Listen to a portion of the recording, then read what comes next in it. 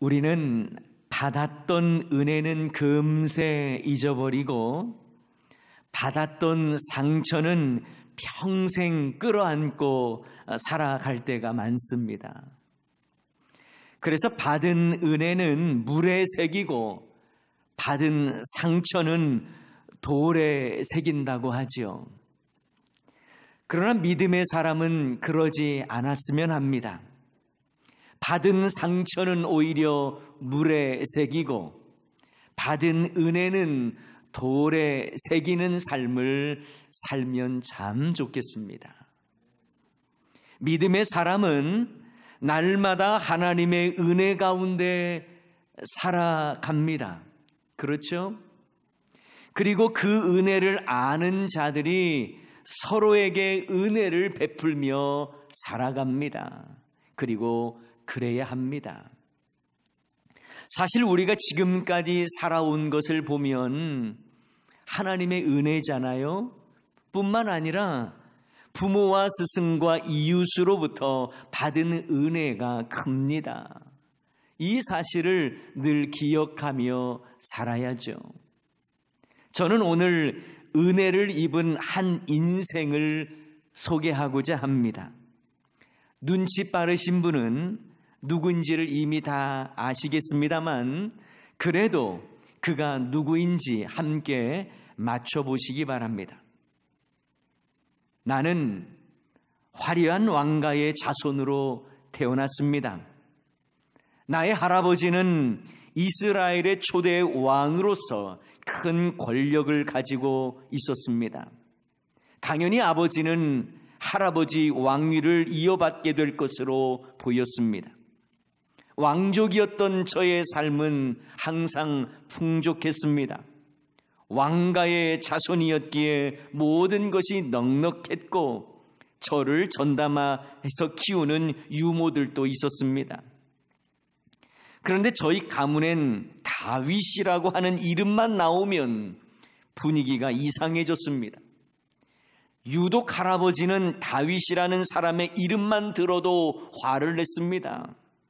반면 아버지는 다윗을 그리워했고 안타까워하며 눈물도 흘렸습니다. 그러던 어느 날 블레셋과의 큰 전투가 길보아에서 일어났습니다. 안타깝게도 그 전쟁에서 크게 패했고 출정 나간 할아버지와 아버지는 목숨을 잃었습니다. 그때 제 나이가 5살밖에 되지 않았는데 유모의 다급한 손에 이끌려 급히 도망가던 중에 떨어졌고 그때부터 저는 다리를 절게 되었습니다. 장애인이 된 제 인생은 한없이 추락하기 시작했습니다. 비극이 시작된 것이죠. 사람들은 저에게 말했습니다. 이제부터 너의 이름을 잊고 살아야 한다. 절대로 그 누구라도 내가 왕가의 자손이었다는 것을 알게 하면 안 된다. 만약 그 사실이 알려지기로도 한다면 새롭게 왕이 된 사람이 아니면 너의 대적들이 너의 목숨을 빼앗아갈 것이다. 그러니 그냥 조용히 죽은 듯 살아야 한다. 그때부터 저는 정말 죽은 듯 살아야 했습니다. 이미 왕가에서 입었던 옷도 버렸습니다. 5살 때부터 사랑하는 가족을 잃고 장애인이 된 저의 삶은 살아도 사는 것이 아니었습니다. 하늘만 봐도 원망스럽고 내가 나인 것이 너무 싫었습니다. 저는 누구일까요? 바로 사울의 손자요 요나단의 아들인 무비보셋입니다. 화려한 금수저로 태어났던 무비보셋은 한순간에 모든 것을 잃고 숨죽이며 은밀하게 살아야만 했습니다. 몸이라도 건강하면 이런저런 일을 하겠지만 장애인으로서 살아간다는 건 너무너무 힘겨웠습니다. 그렇게 무비보셋의 인생은 기구하게 끝나는 것처럼 보였습니다. 그런데 어느 날 다윗이 무비보셋을 부릅니다. 다윗 왕이 자신을 부른다는 말을 듣는 순간 이젠 발각되어 죽는구나. 내 할아버지가 그토록 죽이려 했던 다윗이 이제 새로운 왕이 되었으니 사울 왕가의 모든 후손을 멸하기 위해 나를 부르는구나. 그동안 무비보셋은 로드발 암미엘의 아들 마길의 집에 은밀하게 숨어 지냈었습니다. 다윗이 부른다고 하니 영문도 모른 채 얼마나 두려웠겠습니까? 아니 어쩌면 이렇게 살 바에야 죽는 것이 낫겠다고 자포자기하는 심정으로 다윗에게 나갔는지도 모르겠습니다. 그런데 다윗 왕은 두려워 떨고 있던 무비보셋에게 두려워하지 말라고 말하면서 따스하게 이름을 불러줍니다. 무비보셋이여. 그리고 말하죠. 너의 아비 요나단으로 말미암아 너에게 은총을 베풀리라. 여기에서 은총은요, 은혜라고 번역이 되는 헤세드입니다. 많이 들어보셨죠? 헤세드, 은혜, 은총이라고 하는 단어입니다. 그리고 다윗은 무비보셋에게 큰 상을 내려줍니다. 그 내용이 7절에 잘 나와 있습니다. 우리 7절 말씀 다 같이 한번 읽어볼까요? 다윗이 그에게 이르되 무서워하지 말라. 내가 반드시 내 아버지 요나단으로 말미암아 내게 은총을 베풀리라. 내가 내 할아버지 사울의 모든 밭을 다 내게 도로 주겠고 또 너는 항상 내 상에서 떡을 먹을지니라 하니. 이 얼마나 큰 상급입니까? 사울의 밭이라고 하면 기브아에 있던 사울의 소유의 땅들을 의미할 것입니다. 어쩌면 그 땅들은 간교한 사울의 종 시바가 그동안 관리했을 것으로 보입니다만 그 땅을 무비보셋에게 다 주겠다고 다윗은 약속합니다. 그런데 우리가 주목해야 할 것이 두 번째 상급입니다. 너는 항상 내 상에서 떡을 먹을지니라. 이 말은 내가 너를 가족으로 받겠다 이 말이에요. 너는 나의 식구다 이 말입니다. 무비보셋을 향해서 너는 더 이상 두려워 떨 필요도 없고 은밀하게 살 이유도 없다. 이제부터 너는 내 식구다. 이렇게 챙겨주는 다윗의 선언과도 같습니다. 그러자 너무 황송해하는 무비보셋이 다윗에게 이렇게 말을 하죠. 8절입니다. 그가 절하여 이르되 이 종이 무엇이기에 왕께서 죽은 개 같은 나를 돌아보시나이까 하니라. 여러분, 다윗이요 무비보셋에게 잃어버렸던 할아버지의 땅을 돌려줬다는 건 이거는 가능한 일이에요. 그런데 자신을 죽이려고 수도 없이 핍박했던 사울 원수의 자손을 왕의 식탁에 항상 먹게 하고 너는 내 식구다라고 받아준다는 건 쉽지 않은 일입니다. 하지만 다윗은 요나단과 맺은 언약 때문에 가당치도 않은 일을 실행합니다. 이런 점에서 무비보셋에게 베푼 그 은총의 특징이 있다면 바로 언약을 지킨 은총이라고 말할 수 있습니다. 과거 다윗이 가장 힘들고 어려웠을 때에, 자신이 위기에 빠졌을 때에 자신에게 은총을 베풀어 줬던 요나단과 맺은 그 언약을 지키기 위해서 요나단의 아들을 찾았고 그 언약대로 실천한 것입니다. 요나단의 아들 무비보셋이 특출난 것도 아니에요. 엄청난 재능을 가졌기 때문도 아니었습니다. 그럼에도 불구하고 다윗은 그를 식구로 맞이하고 은총을 베풀어 줬습니다. 다윗이 요나단의 아들 무비보셋에게 은총을 베푼 이유는 딱 한 가지, 요나단과 맺은 언약 때문이었습니다. 그렇다면 그 언약의 내용이 무엇입니까? 요나단과 다윗이 맺은 언약은 사무엘상 20장에 잘 나와 있어요.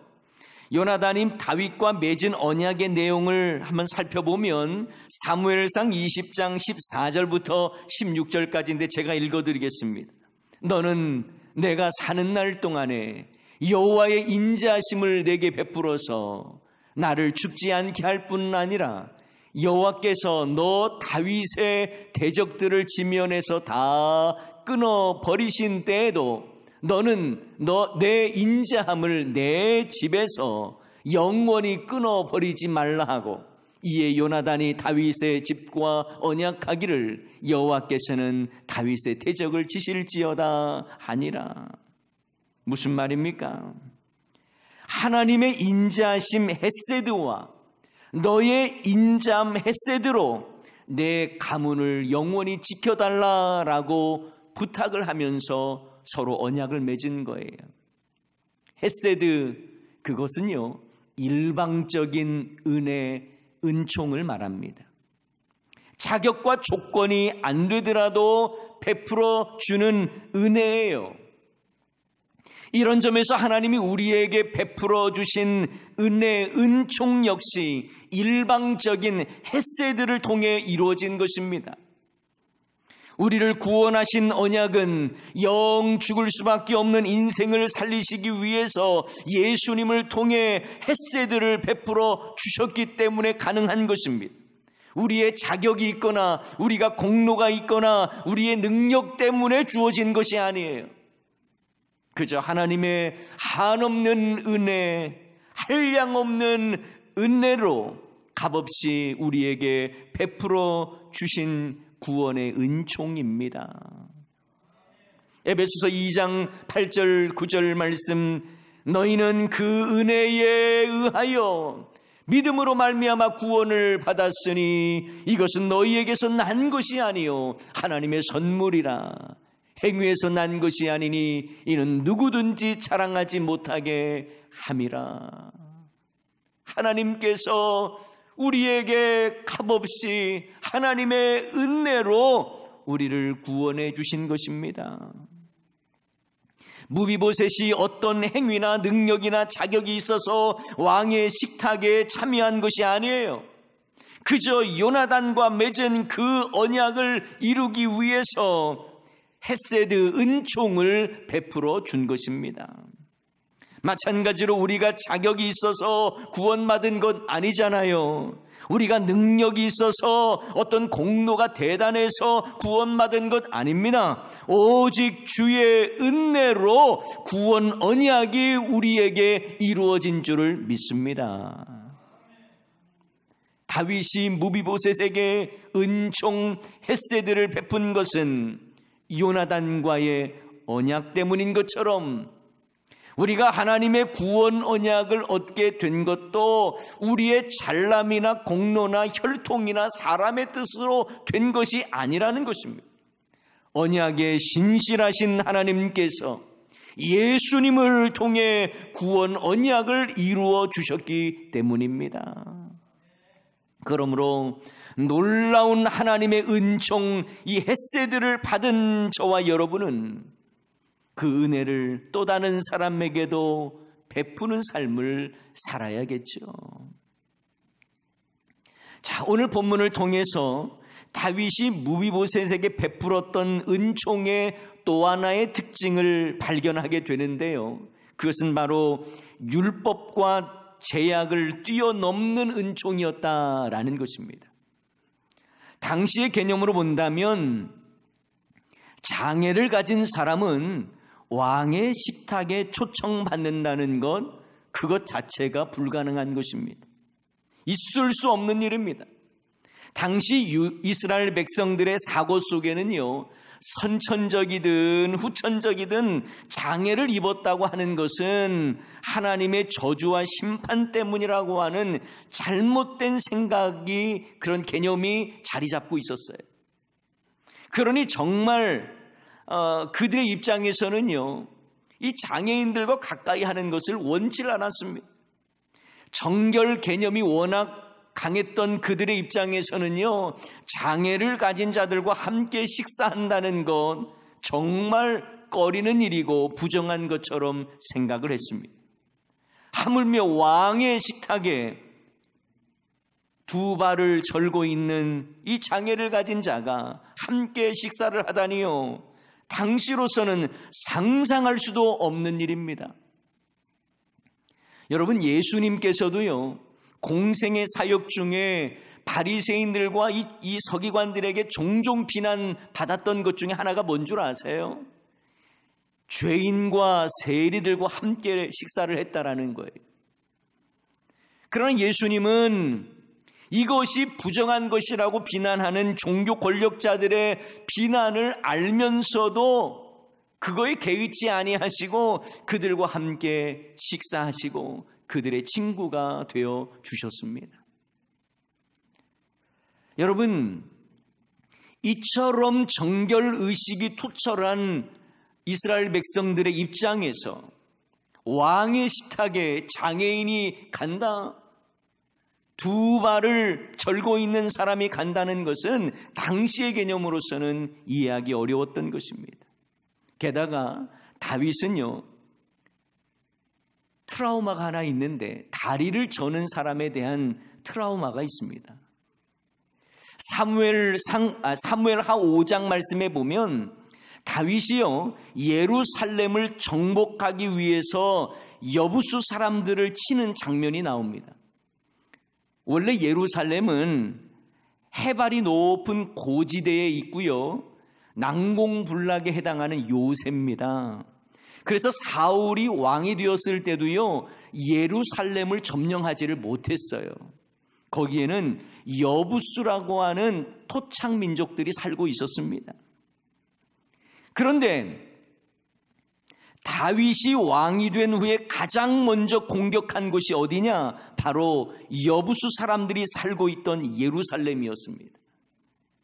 다윗은 철옹성과 같은 이 예루살렘을 수로를 타고 올라가서 정복을 하는데요, 그리고 그곳에 다윗성을 세웁니다. 자, 그런데 다윗이 예루살렘을 치려고 할 때에 여부수 사람들이 다윗과 그의 부하들을 향해서 조롱하고 모욕하는 말이 있었습니다. 여부수 사람들은 천연 요새와 같은 예루살렘을 그 누구도 점령할 수 없다라고 호언장담을 하면서 다윗과 그의 부하들에게 이렇게 조롱을 합니다. 그 내용이 사무엘하 5장 6절에 나와 있습니다. 왕과 그의 부하들이 예루살렘으로 가서 그 땅 여부수 사람들을 치려하며 그 사람들이 다윗에게 이르되, 뭐라고 말했어요? 내가 결코 이리로 들어오지 못하리라. 맹인과 다리 저는 자라도 너를 물리치리라 하니 그들 생각에는 다윗이 이리로 들어오지 못하리라 함이나. 이 무슨 말입니까? 너희들 예루살렘을 점령하려고 하는데 꿈깨 맹인과 다리 저는 사람이 지키고 있어도 너희들 이길 수 있어. 너희들은 이 성을 점령하지 못해. 이런 조롱이죠. 이 말을 듣고 자존심이 상하고 분노한 다윗은요, 부하들에게 어떤 말을 하냐면, 내가 미워하는 이 다리 저는 사람과 맹인을 쳐라, 이렇게 되어 있습니다. 이게 무슨 말이냐면 여부수 사람들을 가리키는 거죠. 그런데요, 다윗의 이 말이 와전이 되어서 이후부터 맹인과 다리 저는 사람은 집에 들어오지를 못하리라고 하는 속담이 만들어져 버렸습니다. 자, 그 속담 내용이 사무엘하 5장 8절에 나와 있는데요, 그날에 다윗이 이르기를 누구든지 여부수 사람을 치거든 물 깃는 대로 올라가서 다윗의 마음에 미워하는, 다윗의 마음에 미워하는 다리 저는 사람과 맹인을 치나, 사실 이 다리 저는 사람과 맹인이라는 말은 여부수 사람들이 한 말이잖아요. 그런데 그런 자들을 치라는 거예요. 근데 이것이 속담이 되어 이르기를 맹인과 다리 저는 사람은 집에 들어오지 못하리라 하더라. 이 속담이 되어버렸어요. 다윗은요, 여부수 사람들이 했던 모욕적인 말을 다시 다윗이 사용했던 것이잖아요. 그러면서 전쟁을 독려한 것인데, 다윗의 의도와는 다르게 맹인과 다리 저는 사람이 차별받는 속담이 되어버렸습니다. 원래 속담이라고 하는 것은요, 사람의 의식 속에 딱 한번 각인이 되면 그것이 옳고 그른 것 상관없이 그냥 사람들 입과 입으로 전해 내려오잖아요. 이런 상황에서 자신은요, 자신의 명령으로 인해 생긴 속담을 스스로 깨뜨린 것과 같습니다. 다윗은 다리 저는 무비보셋을 자신의 식탁으로 초대한 거예요. 그동안 사람들의 의식에 잘못되어 인식되어 있던 이 속담의 굴레를 깨뜨려 버렸습니다.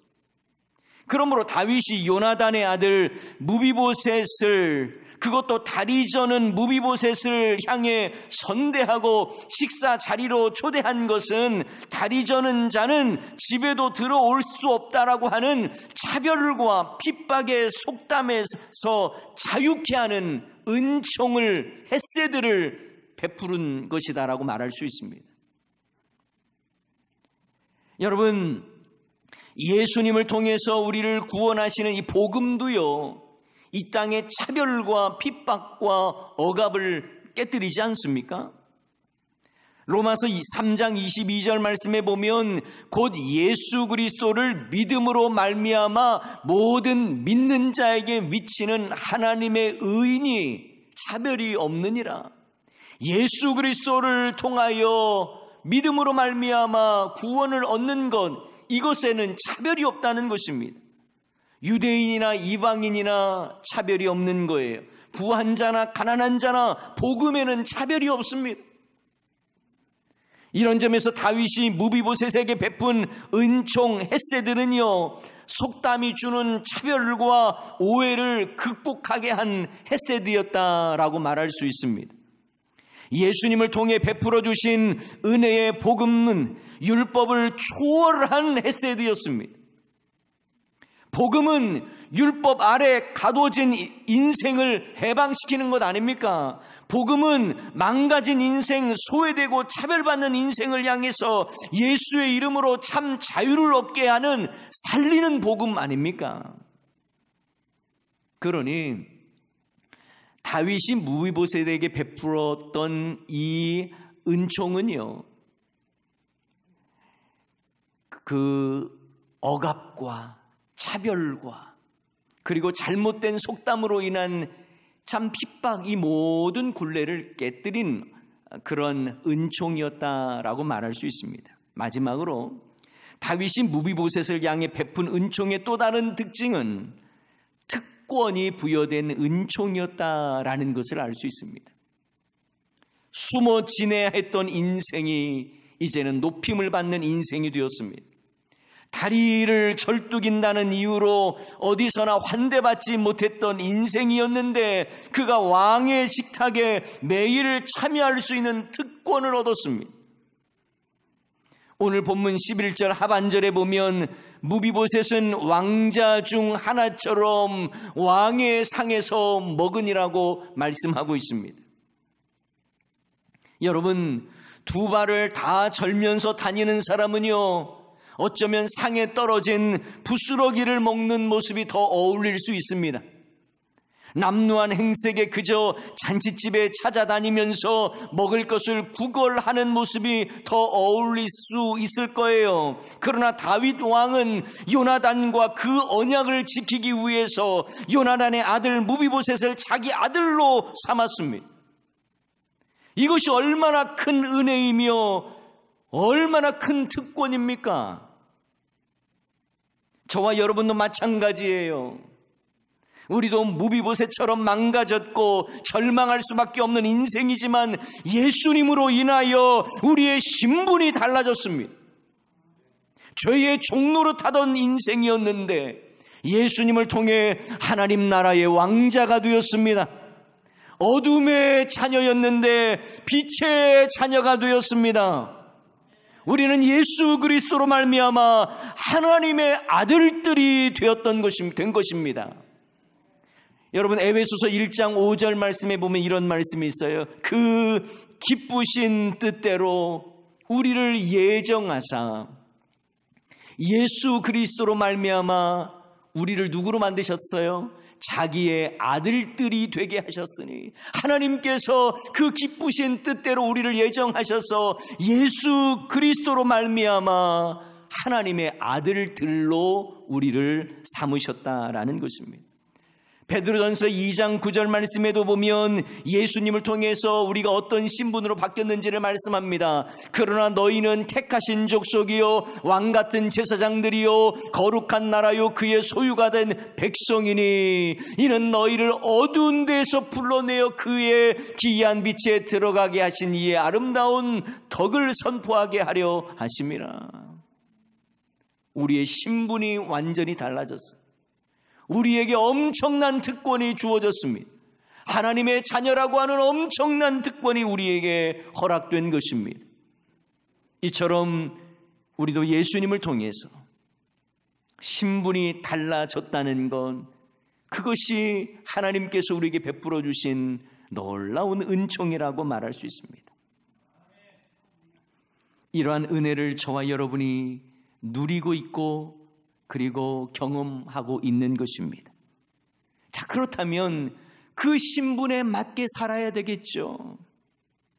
아마도 무미보셋은요, 왕의 식탁에 참여하기 위해서 옷부터 바꿔 입었을 것입니다. 식사 예절도 배웠을 것입니다. 신분이 바뀌었으면 그에 맞는 행동이 필요했을 것입니다. 더 이상 무비보셋은 과거처럼 은밀하게 숨어 살 필요가 없습니다. 주어진 왕자의 특권을 누리며 살면 되는 거예요. 우리들도 예수님으로 인하여 하나님의 자녀가 되었으니 우리의 삶도 마땅히 그 신분에 맞는 삶을 살아야 하는 거예요. 하나님의 자녀라고 하는 특권을 받았으니 하나님 자녀답게 살아야 하는 것입니다. 복음에 합당한 삶을 살아야 하는 거예요. 사랑하는 여러분, 오늘 저는 다윗이 요나단과 맺은 언약이 그의 아들 무비보셋에게 어떻게 이루어졌는지를 함께 살펴보았습니다. 다윗이 무비보셋에게 사울의 땅을 주었고 왕자처럼 왕의 상에서 함께 먹게 된 것은 그의 잘남과 똑똑함과 능력 때문이 아니라 언약을 이루기 위해 베푼 은총 헤세드였다는 것을 우리는 보았습니다. 이름조차 감추며 살아야 했던 무비보셋, 두 발을 절면서 똑바로 걷지도 못하던 무비보셋. 그러나 다윗은 그가 형편없다고 포기하지 않았습니다. 냄새난다고 거리두기를 하지 않았습니다. 오히려 너는 내 아들이라, 나의 왕자다 선언을 하고 왕의 식탁에 참여하게 했습니다. 이것이 바로 무비보셋에게 베풀어준 은총이에요. 헤세드입니다. 사랑하는 여러분, 하나님은 저와 여러분에게도 이와 같이 은총을 베풀어 주십니다. 우리를 향한 하나님의 은혜와 사랑은 항상 최상급이에요. 그래서 하나님이 우리를 더 많이 사랑하시도록 할 수 있는 방법 없습니다. 그렇다고 하나님께서 우리를 조금 덜 사랑하시도록 할 수 있는 방법도 없습니다. 왜냐하면 하나님의 사랑은, 하나님이 베풀어 주시는 이 헤세드 은총은 언제나 최고요, 가장 귀하고 최상이기 때문에 그렇습니다. 그 은혜와 사랑을 깊이 묵상하십시오. 그리고 나에게도 베풀어 주신 하나님의 헤세드를 생각하면서 하나님께 받은 이 은혜를 가지고 다른 사람들을 향해서 은혜를 베풀어 줄 아는 저와 여러분이 되어야 할 것입니다. 내게 은총을 베풀어 주신 하나님의 헤세드가 여러분을 통해서 아름답게 펼쳐져 갈 수 있기를 주님의 이름으로 간절히 축원합니다. 오늘 시간 말씀 기억하면서 우리 함께 찬양하기를 원합니다. 은혜 아니면 살아갈 수 없습니다. 모든 것이 하나님의 은혜입니다. 이런 고백을 담아서 우리 함께 찬양하십시다.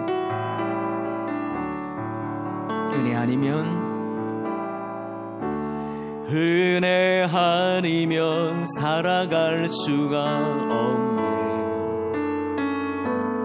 호흡마저도 다 주의 것이니 세상 평안과 위로 내게 없어도 오직 예수뿐. 다시 한번 고백합시다. 은혜 아니면 살아갈 수가 없네. 은혜 아니면 살아갈 수가 없네. 호흡마저도 다 주의 것이니 세상 평안과 위로 내게 없어도 오직 예수뿐이네. 크신 계획 가볼 수도 없고 크신 계획 가볼 수도 없고 작은 고난에 지쳐도